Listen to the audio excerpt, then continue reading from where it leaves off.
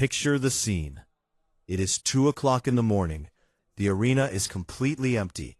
The bright television lights have been turned off, and the post-game press conferences have officially ended. But out there, in the real world, the absolute lifeblood of the WNBA, the fans, are completely wide awake. They are sitting in the glow of their computer monitors. They are furiously rewinding the game tape. They are pausing the video. They are zooming in, dissecting the footage, frame by agonizing frame. And what they are uncovering in the dark digital film room of social media is not just a frustrating basketball loss. It is a highly coordinated, statistically terrifying, and deeply sinister pattern of behavior. There is a massive, uncontrollable conversation spreading like absolute wildfire through the Caitlin Clark fan community right now. And I need to be incredibly clear with you. This has moved well beyond casual post-game frustration. This has moved light years beyond the normal, everyday discourse of fans who are simply unhappy with a close loss in overtime.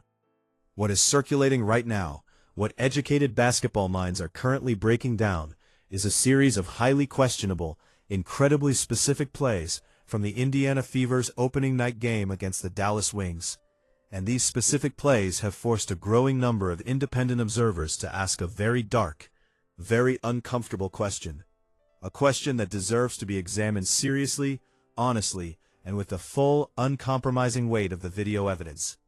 The question is this: was there a deliberate, coordinated, strategic effort by the Dallas Wings and the WNBA officiating crew to specifically target Caitlin Clark and manufacture fake fouls to get her off the basketball court?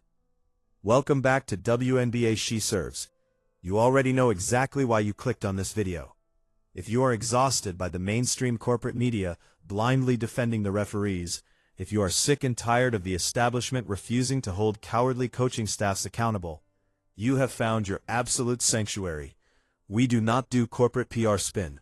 We do not protect the billionaires in the executive suites. We look at the raw game tape, and we give you the unfiltered, high-octane truth about the business and the blood sport of professional basketball.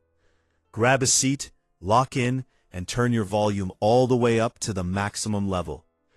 Because today, we are surgically dissecting the most controversial, explosive footage of the entire young 2026 season. We are breaking down the undeniable flop strategy utilized by the Dallas Wings. We are exposing the blatant, infuriating double standard of WNBA officiating. And most importantly, we are going to look at the absolute, unforgivable betrayal of head coach Stephanie White, who stood on the sidelines with her arms crossed while her generational superstar was actively, ruthlessly targeted. Let us start by establishing the context, because responsible, high-level basketball analysis requires absolute context.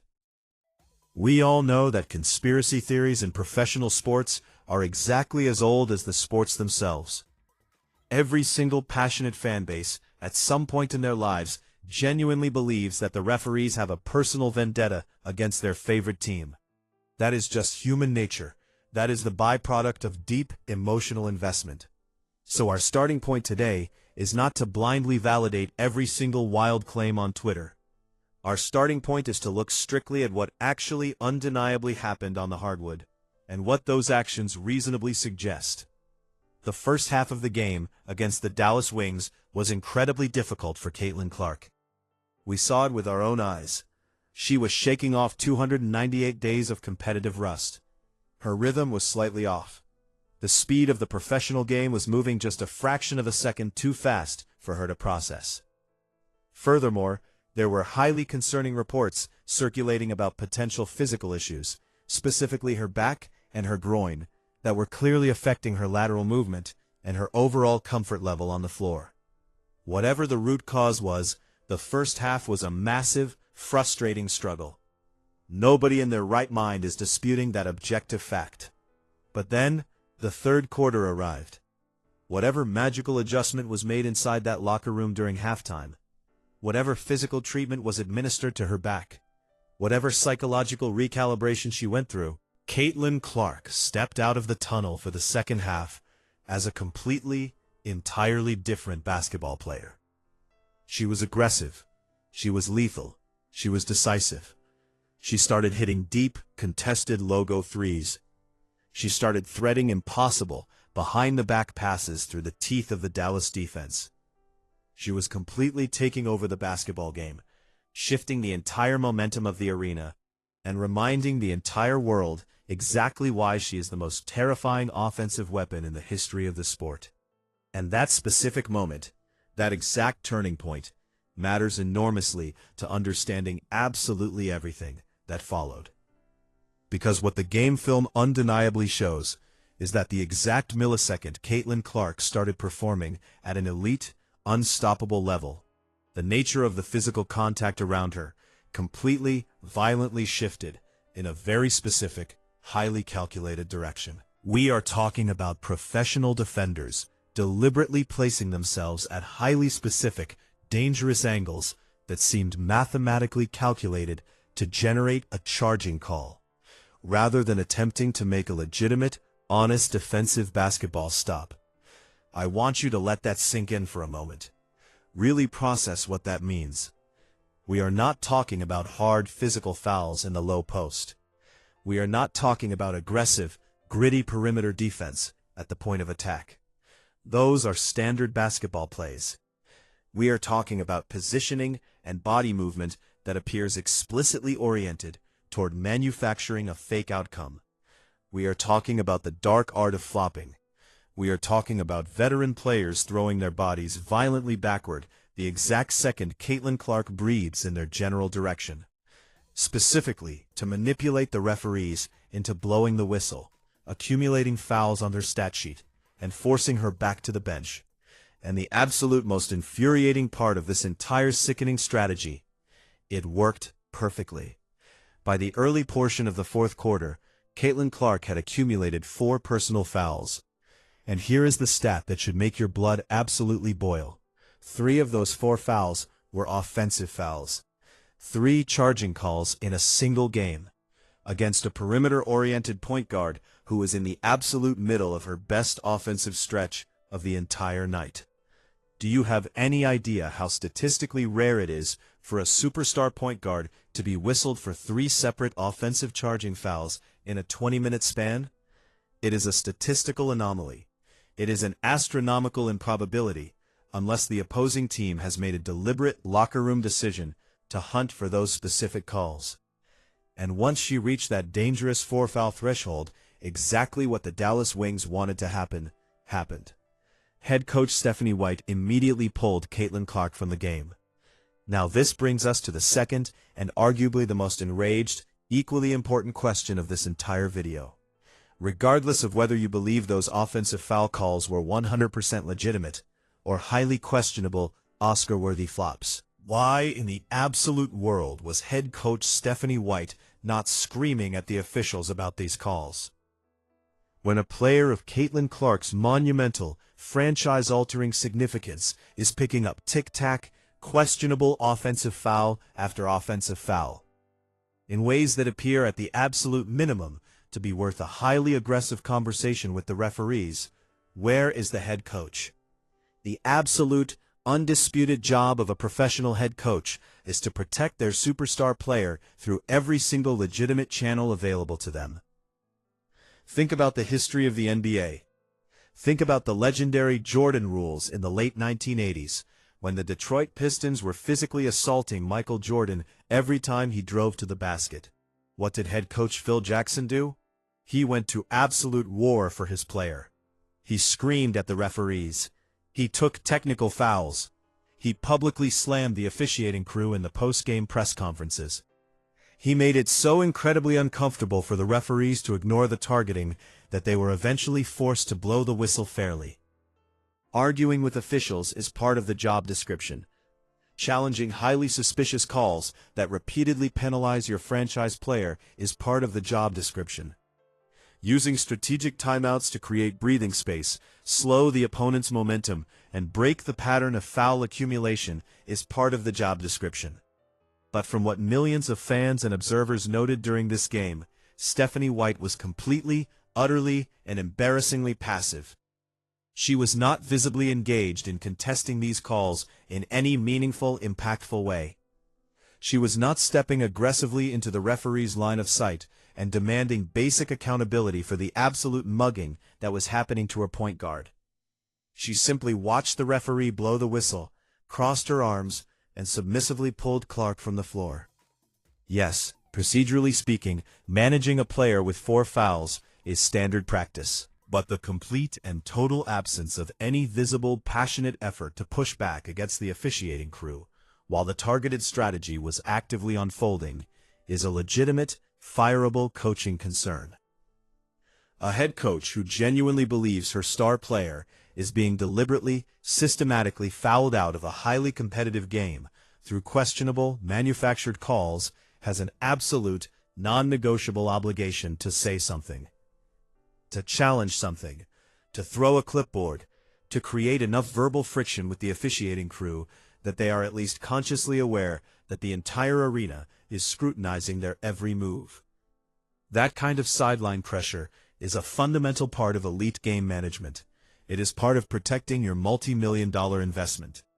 And by almost all accounts, that passionate defense was entirely, pathetically absent from Stephanie White during this critical sequence of events. And we absolutely must address the broader, league-wide narrative dimension to this highly toxic situation.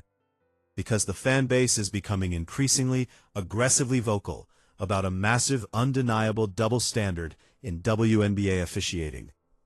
The perception, and it is crucially important to identify it as a deeply rooted perception while taking it completely seriously, is that Caitlin Clark simply does not receive the same level of basic officiating protection that other marquee established veteran players in this league currently receive.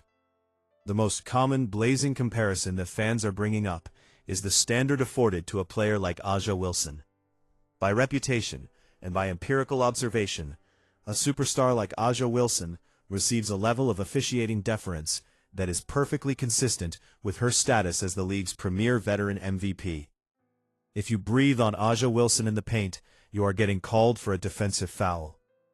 If Aja Wilson lowers her shoulder and initiates contact, she is almost certainly going to the free throw line. The argument being aggressively made by Fever Nation and Caitlin Clark supporters is incredibly simple. She should absolutely receive comparable treatment. We are not asking for preferential unearned treatment. We are not asking for the referees to hand her the game. We are asking for the exact same, consistent, baseline level of superstar protection that the league's highest-profile offensive performers have historically been extended for the last 2 decades. Whether that glaring gap in the officiating standard is intentionally malicious, or simply a subconscious product of referees forcing a young player to earn her stripes before they give her the benefit of the doubt, is a massive debate without a clean resolution. But what is purely, undeniably observable on the game film is this. A generational point guard who was performing at a completely elite, unstoppable level in the 3rd quarter, accumulated 3 highly suspicious offensive foul calls in a deeply concentrated period, and was forcefully removed from the game, and her own head coach did absolutely nothing to vigorously contest that sequence through the channels available to her. That specific, toxic combination of factors, the undeniable film evidence of players deliberately positioning themselves to draw fake charging calls, the bizarre accumulation of 3 offensive fouls, the cowardly absence of visible coaching intervention, and the broader historical pattern of Clark's incredibly physical treatment by opposing defenses, has produced a fan community that is not simply frustrated. They are increasingly, permanently convinced that something systemic, something deeply problematic, is actively happening to their favorite player. Now, as responsible analysts here at WNBA She Serves, it is critical for us to explicitly separate what can be proven on film from what can be concluded as a massive conspiracy. What can be proven on film? We can observe multiple plays where opposing Dallas defenders appear to deliberately, unnaturally position themselves in Clark's path at the last possible millisecond to explicitly manufacture contact. What can be proven? We can observe that she accumulated 4 fouls, 3 of them offensive, precisely during her absolute best stretch of offensive play, completely killing her momentum and taking the ball out of her hands. What can be proven? We can observe that head coach Stephanie White did not visibly passionately push back against those controversial calls in any meaningful protective way. What we cannot conclude with absolute legal certainty, and this distinction matters for our journalistic integrity, is whether there is a formal, coordinated backdoor effort involving WNBA referees and league executives to explicitly suppress Caitlin Clark's performance. That kind of massive claim requires leaked emails, internal documentation, or whistleblowers, which we do not currently possess. But here is the absolute, undeniable bottom line that the WNBA league office desperately needs to understand. The patterns that these fans are actively identifying deserve to be intensely watched by the league. The glaring officiating inconsistency applied to Caitlin Clark relative to comparable MVP-level players deserves immediate, transparent scrutiny. The cowardly coaching decisions by Stephanie White regarding how aggressively to protect a star player from questionable foul accumulation demand absolute accountability from the Indiana Fever front office. Because here is the underlying multi-billion-dollar reality that makes all of this matter significantly more than just one isolated, frustrating overtime loss. Caitlin Clark is the player who made casual observers actually pay attention to this league. She is the undeniable, singular engine who drove ticket sales, merchandise movement, and national broadcast ratings to levels this league had literally never ever experienced in its 30-year history. She is, by any measurable, objective commercial standard, the absolute most valuable individual financial asset the WNBA currently possesses.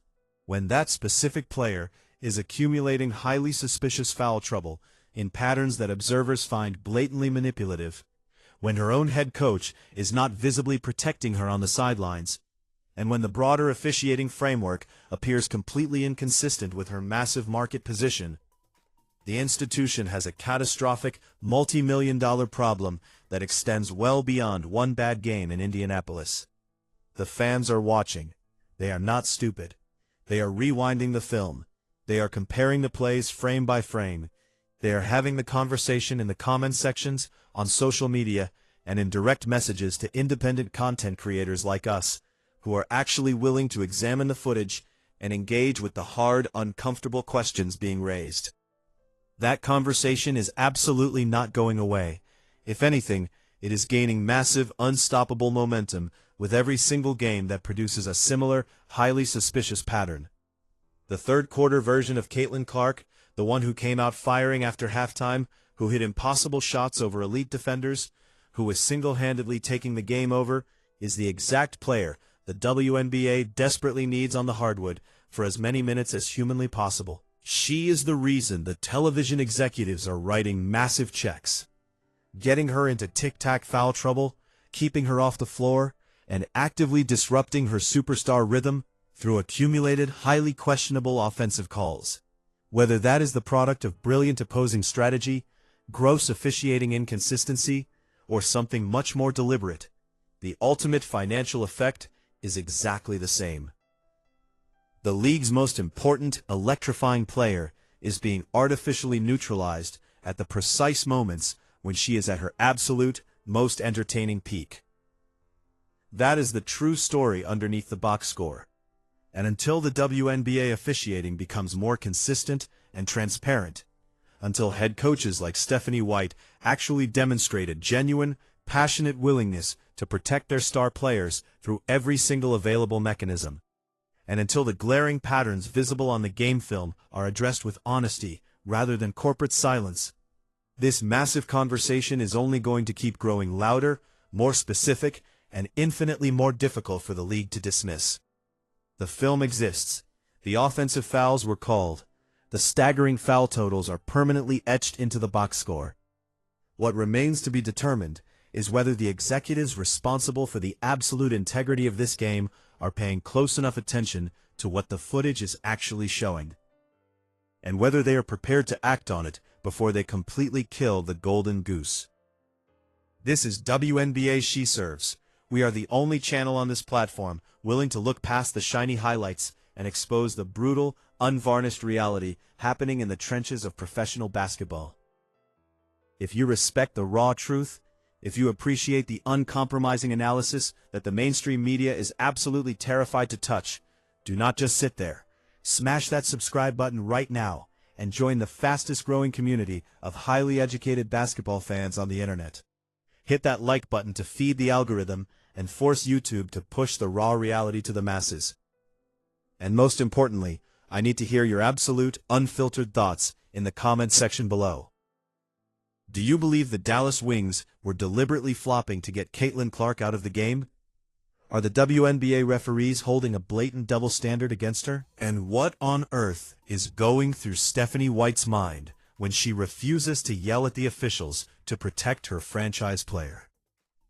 I want to read every single theory, every single tactical breakdown, and every single hot take you have. Drop them in the comments right now.